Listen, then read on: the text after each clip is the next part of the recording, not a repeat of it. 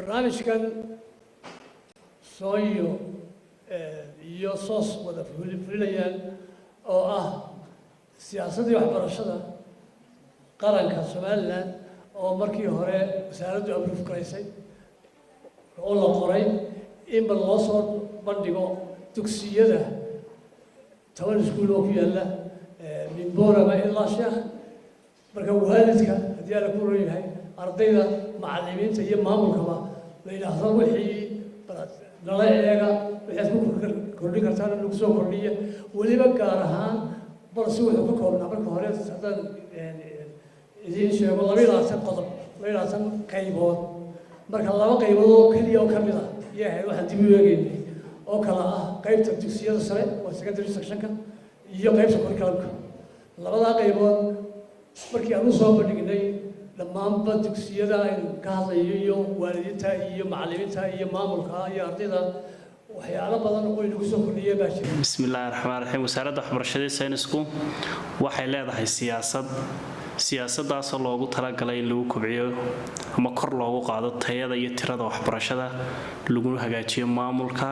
iyo maareynta dugsiyada. wasaaraddu markay siyaasaddan samaysay waxay samaysay siyaasaddan markay dhammaystirantay waxay la wadaagtay bulshada si loo ogaado wixii feedback ee ka soo noqonaya falcelin ee bulshada ka soo noqonaya. siyaasaddani waxay ku fadhiday sidee loo tayeyn karaa dugsiga maamulkiisa macallimiinta ardayda waalidiinta iyo dugsiga sidee la isugu xoogi karaa sidee iskuulka deegaankiisa loo hagaajin karaa qodobadaasi ku fadhiday marka laga hadlayo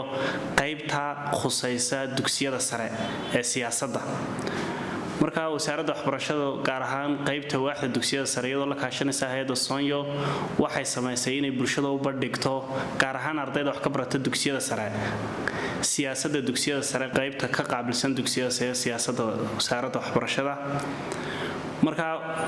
10 dugsi oo saddex gobol oo waaweyn ka tirsan ayaa xog ururin lagu sameeyay. xog ururinta waxa ka soo baxay markii ardaydii la wareystay qaabka ugu fiican ee wax u dhigan karaan macalinka in xiisadood bay u baahan yihiin gudida waalidiintu maxay u qabataa manhajkoodu inuu la jaan qaadayo waqtigooda waxaas oo dhan markii saameyn lagu sameeyay waxa ka soo baxday siyaasadda oo la isla gartay in horta wixii lagu sameyn karo xoojin siyaasadda lagu xoojiyo isla marhaantaana in dabagal lagu sameeyo ama xoojin lagu sameeyo isla xisaabtan cadna ay meesha ka soo baxdo in maamulka dugsiyada la xoojiyo isla xisaabtankiisa way dugsigu hadda waa maamulka dugsigu waa geedka laga soo galo dugsiga waa maamulku waa waxa isu haya ardaydii macallimiintii waalidiintii iyo dadkii kale ku xidhnaa dugsiga maamulka isu haya marka maamulka in la tababaro kor loo qaado xirfadiisa maamul la hagaajiyo. waxa kaloo ka soo baxday ama dadkii la wareystay ku tala bixiyeen in macalinka isna isla xisaabtan u yeesho macalinka isla xisaabtankiisu maandooyinku dhigayo marka hore horta in lagu tababaro oo noqdo qof xirfad u leh maandada uu dhigayo marka inta la helo in macalinkiina lala xisaabtamo qaabku u dhigayo ama methodology uu isticmaalayo kaabayaasha casharka u adeegsanayo inuu cashar diyaarin leeyahay scheme of work iyo diyaarintii cashartii qorshihii casharka oo lafdhabar u ah gudbintii casharka waa in qodobada la helaayo isla xisaabtan la helaa oo macalinka aanu xiisada gelin ilaa iyo uu helo cashar diyaarintii uu sito iyo qorshihii casharka. taasina waxay ka qayb qaadanaysaa oo u sahlaysaa ardayga inuu casharkii si fiican u soo fahmo macalinkiina waxay fursad u siinaysaa casharkii intaanu classkii dhigin inuu waqti qaato oo ku soo akhriyo oo isagoo diyaarsan uu goobtii classkii imaado. waxa kaloo iyana meesha ka soo baxday in la xoojiyo isku xidhka waalidka iyo dugsiga oo dugsiyadu aanay waalidku markuu ilmihiisa maalinta keeno aanay dugsiga ugu dambeeyne inuu waalidku la socdo ilmihiisa xiriirkana la soo celiyo oo waalidku si joogto ah taxanaha waxbarashada ardayga uu la socdo la soo celiyo qodobkaasna waa muhiim. wasaaraddu waxay leedahay manhajkaas oo manhajka waxbarashada qaranka dugsiyada sare manhaj u gaara baa jira manhajkaasi syllabus baa jira uu ku soconayo oo ay tahay maando walba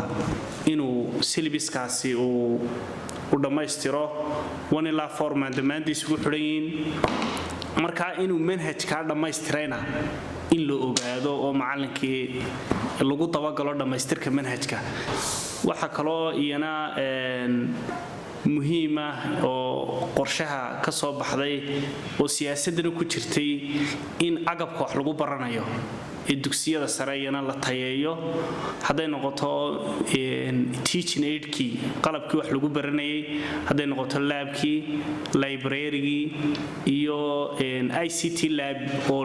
la hirgeliyo oo ardaydu ay yaqaaneen markay dugsiyada sare ku jiraan computer skillkii xirfadaas oo saamaxaysa ardayga inuu baaris sameeyo marka ka wasaarad ahaan iyo doorka wasaaradda waxbarashadu siyaasadda marka hore wasaaradda waxbarashada lahayd iyada dejisay waxaana lagu dejiyay wada tashi la sameeyay qaybaha kala duwan ee bulshada siyaasadda waa dhaqangal wasaaradda waxbarashada taala la fagurkana wuxuu xoojinayaa siyaasadda qodobadayna farayso sidee baa loo fulinayaa sidoo dhaqangal u noqdo marka doorka wasaaradda waxbarashadu waxa weeye inay daba gasho hirgeliso qodobada siyaasadda ku qoran bulshadana wada tashigeeda lama joojinayo had iyo jeer document kasto la sameeyaa de muddo qaata markuu muddo jiro dubbaa loo eegaa waxyaalaha ku soo kordhay innovationska leeyaaba lagu kordhiyaa cusub ee ku soo kordha waayo 5 sano ka hor halkii bulshadu taagnayd de ma taagna maanta marka xirfad kasto cusub oo soo kordha de waxay tahay in weelkeedii la helo marka kawaaxahan waxa laalo wixii innovationisa waan urureynaa marka dambe noqoto siyaasadda dub loo eego siyaasadda waxbarashada qarankana insha Allah waa lagu dari doonaa kawaaxahan waxa noo qorshaysan fulinta iyo hirgelinta hawlaha kan maanta aynu ku nimi iyo wada hadaladii soo socday waxay ka mid tahay marka bulshada laga qayb geliyo in ayaguna bal fikirkoodii iyo araadooda ku darsadaan siyaasadda si gaar halka waxaad ugu eegtay marka imika dugsiyada sare iyo siyaasadda waxbarashada marka qaybaha ka khuseeya dugsiyada sare saa wada ogsoontihiin waa marxalad muhiim ah oo ah muhiim marka xagga kobaca waxbarashada waayo waa bridge-kii isku xidhaya marka tacliintii sare iyo tacliintii asaasigeed qofku markuu 12 sano wax soo barto oo uu gudbiyay marka tacliinta sare marxaladda tacliinta sare oo marxalad loo baahan yahay marka in la siiyo marka waxbarasho tayo leh la saaro marka culays fara badan aqoon fara badan la siiyo aad iyo aad looga taxadaro marka ardayga iyo mustaqbalkiisa maamulayaasha macallimiinta dugsiyada sare wax ka dhiga iyo mas'uuliyiinta kaleba waxaan aad iyo aad ugu dardaarayaa marka dugsiyada sare marka waxaa jira marka waxyaalo fara badan oo runtii ka dhiman ardayda dugsiga sare markuu joogo wuxuu loo baahay marka aqoonta la barayo kasakow inuu helo marka tijaabada sayniska oo kale tusaale ahaan hadduu xisaab dhiganayana marka xisaabtii aan pure mathematics la baranay xisaabtii kale practicalkeedii si nolosha la falgalaysay waxyaalo badan la fahansiiyo